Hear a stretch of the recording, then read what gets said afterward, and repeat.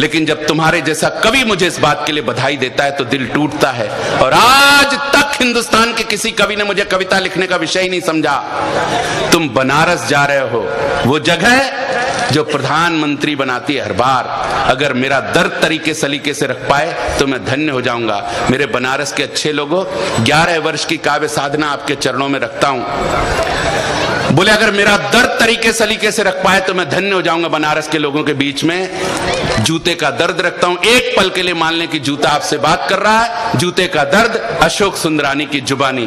मंच का भी ध्यान चाहता हूं कि हम कभी, अभी तक मैंने आपसे एक बार भी तालियों के लिए नहीं कहा। कोई भी बात कलेजे में ठक से लग जाए तो बनारस यूं भी तालियों की बरसात कर देती है कि हम कभी कपड़ों से, कभी चमड़ों से मढ़े गए। किसी का बहुत प्यार आया तो हम सितारों में भी जड़े गए।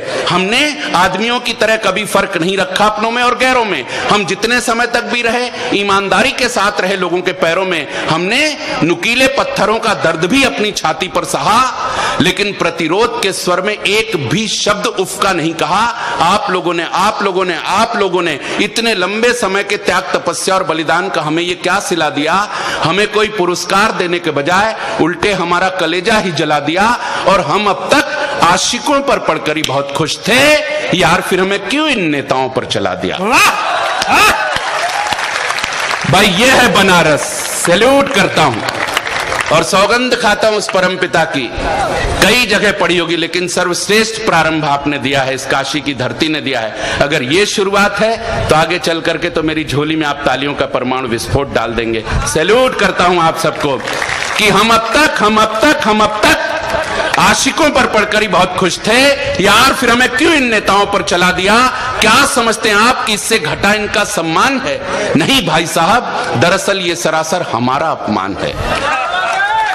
तालियां गलत जगह पर आ गई, तालियां तो आगे से पीछे तक अगली पंक्ति पे मांगता हूं आपसे। क्या समझते हैं आप कि घटा इनका सम्मान है? नहीं भाई साहब, दरअसल ये सरासर हमारा अपमान है, उड़ाया गया हमारा उपहास है, क्योंकि इन भ्रष्ट नेताओं से ज्यादा गौरवशाली हमारा इतिहास है। बाबा बाबा। और अब इतिहास संभालें, धन्य कर दिया आपने, इतिहास संभालें कि हम स्कूल जाते हुए बच्चे की प्रथम चाह बने। हमने पहुंचाए लोगों के पैरों को हमेशा आराम। हम नहीं कभी भी किसी के लिए आह बने। हमने खोजी खेतों के बीच में से भी पगडंडियां, लड़खड़ाते कदमों की हमेशा राह बने। और हम ही थे जो जीजा और साली के मधुर रिश्तों के प्रारंभ के प्रथम गवाह बने।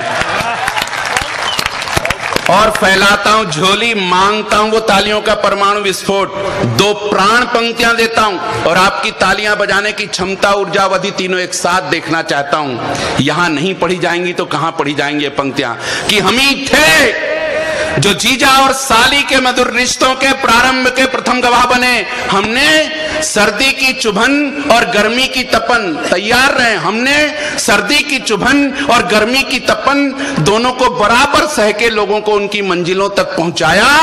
और जब हम उतरे मर्यादा पुरुषोत्तम प्रभु श्री राम के चरणों से तो अयोध्या का शासन 14 बरस तक हम ही ने चलाया।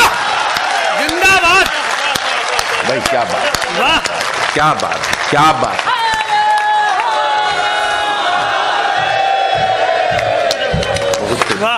हम ही थे जब उतरे मर्यादा पुरुषोत्तम प्रभु श्री राम के चरणों से खड़ाऊ की शक्ल लेकर तो अयोध्या का शासन 14 बरस तक हम ही ने चलाया। और काशी की जनता 1.5 मिनट में संभाले जूते का दर्द। सैल्यूट करता हूं आप सबको कि आजादी के बाद, एक लंबे संघर्ष के बाद, महात्मा गांधी जी के प्रयास से कहें, अंबेडकर जी के प्रयास से, एक लंबे संघर्ष के बाद मिला दलितों को, पीड़ितों को, शोषितों को, एक लंबे संघर्ष के बाद मिला मंदिरों में प्रवेश का अधिकार, आप लोगों का प्यार। तो भाई साहब, हमने तो सदियों से बिना किसी स्वार्थ के अनवरत लोगों को मंदिरों की सीढ़ियों तक पहुंचाया। फिर हमारा क्या गुनाह था जो मंदिरों में प्रवेश कर भगवान के दर्शनों का अधिकार हमें आज तक नहीं मिल पाया। माफ करें, ये तालियों की पंक्तियां नहीं थी। अब काशी के लोगों, आपकी हिम्मत देखना चाहता हूं कि आप अपने ऊपर भी तालियां बजाने की हिम्मत जुटा पाते हैं कि नहीं। फिर हमारा क्या गुनाह था जो मंदिरों में प्रवेश कर भगवान के दर्शनों का अधिकार हमें आज तक नहीं मिल पाया। तो आप सब तर्क देंगे कि हमारे ऊपर थोड़ी सी धूल, थोड़ी सी मिट्टी, थोड़ी सी गंदगी है, इस कारण मना है मंदिरों में प्रवेश और वर्जित खुदा की बंदगी है। जो सवाल मेरे सीने में दफन था जाने कब से, चूंकि आज काशी की इस पावन धरती पर प्रसंग आ गया है, तो बड़ी मासूमियत से पूछता हूं आप सबसे कि थोड़ी सी धूल, मिट्टी और गंदगी के कारण हम बाहर ही सीढ़ियों पर पड़े रह जाते हैं और आप सब लोग अपने मन में ढेर सारी ईर्ष्या, छल कपट की गंदगी लेकर बड़े आराम से मंदिरों में चले जाते हैं। वाह वाह वाह। और अगली 4 पंक्तियों में व्यंग, वेदना, करुणा, ठहाका, हंसी, चारों चीज एक साथ आ जाए तो विदाई दीजिएगा। जितना अच्छा आप लोग सुन रहे हैं, हो सकता है चौथी पंक्ति मेरी जुबान पे रह जाए, तीसरी पंक्ति से ही तालियों और ठहाकों का महोत्सव हो जाए कि आप सब लोग अपने मन में ढेर सारी ईर्ष्या, छल कपट की गंदगी लेकर बड़े आराम से मंदिरों में चले जाते हैं। इस बात का नहीं हमें कोई गिला कि हमें इस जमाने से क्या मिला क्या नहीं मिला। हम सीढ़ियों के बाहर धूल, मिट्टी, गंदगी में जहां पर भी पड़े हैं, कुछ आदमियों के कारण, कुछ आदमियों की नजरों में हम उस स्थिति में भी देवताओं से बड़े हैं। ये बात जूता छाती ठोक कर कहता है, क्योंकि मंदिरों में प्रवेश कर भगवान के दर्शन करते समय अधिकांश लोगों का ध्यान, भाई क्या सुनते हैं आप लोग, अधिकांश लोगों का ध्यान भगवान से ज्यादा हम जूतों पर रहता है, क्योंकि उन सबका मानना है प्रत्येक क्षण, प्रति पल कि भगवान के दर्शन आज करो या कल, भगवान तो यही मिलेंगे। आप लोगों ने लिखी है क्या कविता? देखो सर जी, समझदार दर्शनार्थी वही होते हैं जो नए जूते चप्पल पहन के मंदिरों में जाते हैं तो अपने जूते चप्पल उतार कर ऐसी जगह रखते हैं जहां से भगवान भी दिखे। आप सब समझदार लोग हैं, बनारस के लोग।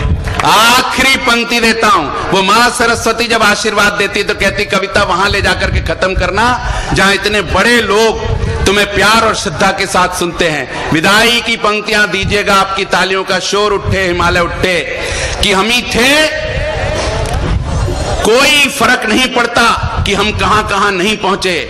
ऊर्जा चाहता हूं आपकी, मेरे लिए नहीं, मेरी कविता के लिए नहीं, वरन उसके लिए जिसका जिक्र है। कोई फर्क नहीं पड़ता कि हम कहां कहां नहीं पहुंचे। हमें तसल्ली और खुशी इस बात की है कि हम कहां कहां पहुंचे। हम लोगों के मकान, लोगों की दुकान, लोगों के कारखाने, लोगों की मिल तक पहुंचे। भाई साहब, हम ही थे जो जिद पर आए तो लोगों के जिगर, लोगों के दिल तक पहुंचे। और जब हम पड़े हिंदुस्तानी सैनिक के पैरों में तो दुश्मनों को खदेड़ने कारगिल तक पहुंचे।